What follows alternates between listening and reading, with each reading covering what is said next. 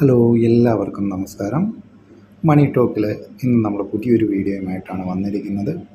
നിങ്ങൾ ബിസിനസ് ചെയ്യുന്ന ആളുകളാണ്, പരമ്പരാഗത രീതിയിലുള്ള ബിസിനസ് നിങ്ങൾ ചെയ്തുകൊണ്ടിരിക്കുന്ന ആളുകളാണ്, കാര്യമായി മാർക്കറ്റിംഗ് ഒന്നും ചെയ്യാതെ, അല്ലെങ്കിൽ നിങ്ങൾ നോർമലായിട്ട് ചെയ്യുന്ന ആക്ടിവിറ്റികൾ ചെയ്തുകൊണ്ട് നിങ്ങൾ ബിസിനസ് തുടരുന്ന ആളുകളാണ് എങ്കിൽ നിങ്ങൾ മാറി ചിന്തിക്കേണ്ട സമയം അതിക്രമിച്ചിരിക്കുന്നു എന്ന് തന്നെ വേണം പറയാനായിട്ട്.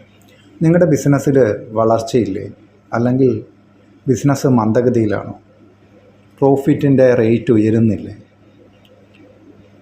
ഇങ്ങനെയൊക്കെ സിറ്റുവേഷൻസ് നിങ്ങൾ അഭിമുഖീകരിക്കുന്നുണ്ടെങ്കിൽ നമുക്ക് ചെയ്യാൻ സാധിക്കുന്ന കുറച്ച് കാര്യങ്ങളുണ്ട്. അവ എന്തൊക്കെയാണെന്ന് നമുക്ക് നോക്കാം. ഒന്നാമതായിട്ട്, നിങ്ങൾ ചെയ്തുകൊണ്ടിരിക്കുന്ന മാർക്കറ്റിംഗ് രീതികൾ ഒന്ന് പുനഃപരിശോധിക്കേണ്ടതായിട്ടുണ്ട്. രണ്ടാമത്, നിങ്ങളുടെ പ്രോഡക്റ്റ്, അതിൻ്റെ ഗുണമേന്മ, കസ്റ്റമേഴ്സിൻ്റെ അഭിപ്രായം, ഫീഡ്ബാക്ക്, ഇതൊന്ന് നിങ്ങൾ ചെക്ക് ചെയ്യണം. അങ്ങനെ ഈ രണ്ട് കാര്യങ്ങൾ ചെയ്യുക. മൂന്നാമതായിട്ട് നമുക്ക് ചെയ്യേണ്ടത്, നമ്മളിപ്പോൾ വിശകലനം ചെയ്തു, മാർക്കറ്റിംഗ് രീതി നമ്മൾ നോക്കി, പ്രോഡക്റ്റിൻ്റെ കാര്യങ്ങൾ നോക്കി. ഇനി നമുക്ക് ചെയ്യേണ്ടത് എന്തൊക്കെ, എവിടെയൊക്കെ നമുക്ക് തിരുത്തലുകൾ വരുത്തണം, അല്ലെങ്കിൽ ചേഞ്ചസ് വരുത്തണം, അത് നമ്മൾ കറക്റ്റായിട്ട് കണ്ടുപിടിക്കുക. ആ മേഖലയിലെല്ലാം നമ്മൾ ചേഞ്ച് അപ്ലൈ ചെയ്യണം, എന്തൊക്കെ മാറ്റങ്ങൾ വരുത്തണമെന്നുള്ളത്. ഇപ്പോൾ പ്രോഡക്റ്റിൻ്റെ കംപ്ലയിൻസ് ആണെങ്കിൽ നമ്മൾ തീർച്ചയായിട്ടും പ്രോഡക്റ്റ് മാനുഫാക്ചറിങ് മുതൽ നമ്മൾ സെയിൽ ചെയ്യുന്നിടം വരെയുള്ള ക്വാളിറ്റി എൻഷുർ ചെയ്യുക, ഒന്ന്.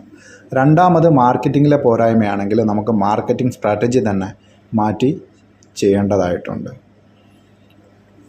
ഈ രണ്ട് കാര്യങ്ങൾ നമ്മൾ കൃത്യമായിട്ട് ചെയ്താൽ നമ്മൾക്ക് ഇപ്പം സംഭവിച്ചിരിക്കുന്ന ഈ ഒരു നെഗറ്റീവ് എഫക്റ്റ് നമുക്ക് മാറ്റിയെടുക്കാനായിട്ട് സാധിക്കും. പ്രോഡക്റ്റ് ക്വാളിറ്റി ഉറപ്പുവരുത്തുക, വില നിലവാരം ഉറപ്പുവരുത്തുക, കോമ്പറ്റീറ്ററുമായിട്ടുള്ള പ്രോഡക്റ്റുകൾ തമ്മിലുള്ള ഒരു കോമ്പറ്റീഷൻ ഉണ്ടാകും. അപ്പോൾ അത് തമ്മിലൊരു ബാലൻസ് നിലനിർത്താനായിട്ട് ശ്രമിക്കുക. മാർക്കറ്റിംഗ് ചെയ്യുമ്പോൾ നമ്മൾ ട്രഡീഷണൽ രീതിയിലുള്ള മാർക്കറ്റിംഗ് മാത്രം പോരാ. നമുക്ക് ഇന്നത്തെ കാലത്ത് ട്രഡീഷണൽ രീതിയിലുള്ള മാർക്കറ്റിങ്ങിനേക്കാൾ ഉപരി നൂതനമായിട്ടുള്ള മാർക്കറ്റിംഗ് സംവിധാനങ്ങൾ ഇപ്പം നിലവിലുണ്ട്.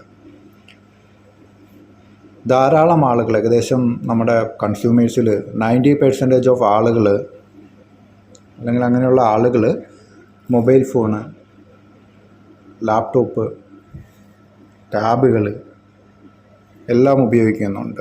ഇൻ്റർനെറ്റ് ഉപയോഗിക്കാത്ത ആളുകൾ വളരെ കുറവായിരിക്കും കൺസ്യൂമേഴ്സിനിടയിൽ. അപ്പം ഈ സോഷ്യൽ മീഡിയ ഉപയോഗിച്ചുള്ള മാർക്കറ്റിങ്ങുകളും ഡിജിറ്റൽ മാർക്കറ്റിംഗ് ചെയ്യുക എന്നുള്ളതാണ് അതിൽ മറ്റ് പ്രധാനമായിട്ടുള്ള ഒരു വസ്തുത.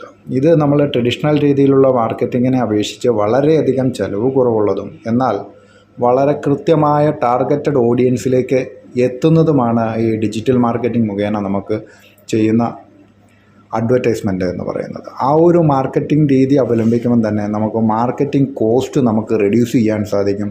അതോടൊപ്പം തന്നെ നല്ല രീതിയിലൊരു പ്രോഫിറ്റ് ജനറേറ്റ് ചെയ്യുന്നതായിട്ട് നിങ്ങൾക്ക് കാണാം. സെയിൽസ് വളരെയധികം ഇമ്പ്രൂവ് ചെയ്യുന്ന ഒരു മെത്തേഡ് കൂടെയാണ് ഡിജിറ്റൽ മാർക്കറ്റിംഗ്. ഡിജിറ്റൽ മാർക്കറ്റിങ്ങിനകത്ത് നിങ്ങൾ വിചാരിക്കും സോഷ്യൽ മീഡിയാസ് മാത്രമേ ഉള്ളൂ, ഫേസ്ബുക്ക്, ഇൻസ്റ്റഗ്രാം, യൂട്യൂബ്, അങ്ങനെ ഗൂഗിൾ എവിടെയൊക്കെ അഡ്വർടൈസ്മെൻറ്റ് ചെയ്യുന്ന മാത്രമായിരിക്കും എന്ന് നിങ്ങൾ വിചാരിക്കുന്നുണ്ടാകും. അത് മാത്രമല്ല, നമുക്കൊരു വെബ്സൈറ്റ് ഉണ്ടെങ്കിൽ, അല്ലെങ്കിൽ ഒരു മൊബൈൽ ആപ്ലിക്കേഷൻ ഉണ്ടെങ്കിൽ, അവയൊക്കെ കറക്റ്റായ രീതിയിൽ ഒരു SEO, സെർച്ച് എഞ്ചിൻ ഒപ്റ്റിമൈസേഷനൊക്കെ ചെയ്ത് അത് ആളുകൾ സെർച്ച് ചെയ്യുമ്പം തന്നെ നമ്മുടെ പ്രോഡക്റ്റ് അവർക്ക് ലഭ്യമാകുന്ന രീതിയിൽ, പ്രോഡക്റ്റ് അല്ലെ നമ്മുടെ സർവീസ് ലഭ്യമാകുന്ന രീതിയിൽ നമ്മൾ അത് തയ്യാറാക്കണം.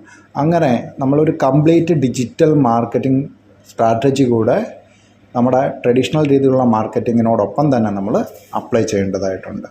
അങ്ങനെ ഈ രണ്ട് രീതിയും കൂടെ നമ്മൾ സമന്വയിപ്പിച്ചുകൊണ്ട് വേണം നമ്മൾ ഇന്നത്തെ കാലത്ത് ബിസിനസ് ചെയ്യാനായിട്ട്. അപ്പോൾ നമുക്ക് കൂടുതൽ അവസരങ്ങൾ കിട്ടും. നമുക്ക് ടാർഗറ്റ് ചെയ്തിട്ടുള്ള ഓഡിയൻസിലേക്ക് നമ്മുടെ പ്രോഡക്റ്റ് അല്ലെങ്കിൽ സർവീസ് എത്തിക്കാനായിട്ട് സാധിക്കും. അതുകൊണ്ട് തന്നെ നമ്മൾ വെറുതെ, നമുക്ക് ഒരു പൈസ പോലും വെറുതെ നമ്മൾ ചിലവാക്കി കളയേണ്ടതായിട്ട് വരുന്നില്ല. വളരെ കുറഞ്ഞ തുകയിൽ തന്നെ നമുക്ക് നമ്മുടെ ഈ പ്രോഡക്റ്റ് അല്ലെ സർവീസ് നമുക്ക് മാർക്കറ്റ് ചെയ്യാം. അതുവഴി നമുക്ക് നമ്മുടെ കമ്പനിയുടെ പ്രോഫിറ്റ് കൂട്ടാൻ സാധിക്കും, അല്ലെങ്കിൽ സെയിൽസ് അല്ലെ സർവീസ് പ്രൊഡക്ഷൻ നമുക്ക് കൂട്ടാനായിട്ട് സാധിക്കും. അപ്പം മാർക്കറ്റിംഗ് നമ്മൾ കൃത്യമായി മനസ്സിലാക്കി അത് ചെയ്യണം എന്നുള്ളതാണ് പ്രധാനമായ കാര്യം. അതുപോലെ തന്നെയാണ് കസ്റ്റമർ കെയറിന് നമ്മൾ കൊടുക്കുന്ന ഇമ്പോർട്ടൻസും. കസ്റ്റമർ കെയറിന് വളരെയധികം ഇമ്പോർട്ടൻസ് ആണ് സെയിൽസും മാർക്കറ്റിംഗ് മേഖലകളിലുള്ളത്. കസ്റ്റമർ ഹാപ്പി അല്ലെങ്കിൽ നമ്മുടെ കമ്പനി ഹാപ്പി ആവില്ല. കാരണം എന്താണെന്നറിയാം, കസ്റ്റമർ എപ്പോഴും ഹാപ്പി ആണെങ്കിൽ നമ്മുടെ പ്രോഡക്റ്റുകളും സർവീസുകളും കൂടുതൽ സെയിൽ ഉണ്ടാവുള്ളൂ, അല്ലെങ്കിൽ അവ വിൽപ്പന നടത്തപ്പെടുകയുള്ളൂ. അപ്പം കസ്റ്റമർ കംപ്ലൈൻറ്റുകൾ നമ്മൾ മാക്സിമം പരിഹരിക്കണം. അപ്പോൾ ഇങ്ങനത്തെയുള്ള കാര്യങ്ങളൊക്കെ നമ്മൾ ശ്രദ്ധിക്കുകയാണെങ്കിൽ നമ്മുടെ ബിസിനസ് നല്ല രീതിയിൽ നമുക്ക് മുന്നോട്ട് കൊണ്ടുപോകാനായിട്ട് സാധിക്കും. അപ്പോൾ ഈ കാര്യങ്ങളൊക്കെ ഒന്ന് ശ്രദ്ധിക്കുക. നല്ല രീതിയിൽ തന്നെ നിങ്ങൾക്ക് ബിസിനസ് മുന്നോട്ട് കൊണ്ടുപോകാൻ സാധിക്കും. നിങ്ങൾ ഇന്ന് വരെ ഇത് ഡിജിറ്റൽ മാർക്കറ്റിംഗ് മേഖല നിങ്ങൾ പരീക്ഷിച്ചിട്ടില്ലെങ്കിൽ തീർച്ചയായിട്ടും ഇന്ന് തന്നെ നിങ്ങളതൊന്ന് സ്റ്റാർട്ട് ചെയ്യുക. ഇതിൽ നിങ്ങൾക്ക് നഷ്ടം വരത്തില്ല എന്നുള്ളത് 100% ഉറപ്പാണ്. കാരണം ഇതിൽ കൃത്യമായ ടാർഗറ്റഡ് ഓഡിയൻസ് ഉണ്ട്. കൃത്യമായ ഒരു സ്ട്രാറ്റജി ഫോളോ ചെയ്തുകൊണ്ട് നിങ്ങൾക്ക് നിങ്ങളുടെ ഉൽപ്പന്നങ്ങൾ മാർക്കറ്റ് ചെയ്യാനായിട്ട് സാധിക്കും. അപ്പം നമുക്ക് മറ്റൊരു വീഡിയോയിൽ കാണാം. അതുവരേക്കും എല്ലാവർക്കും നന്ദി, നമസ്കാരം.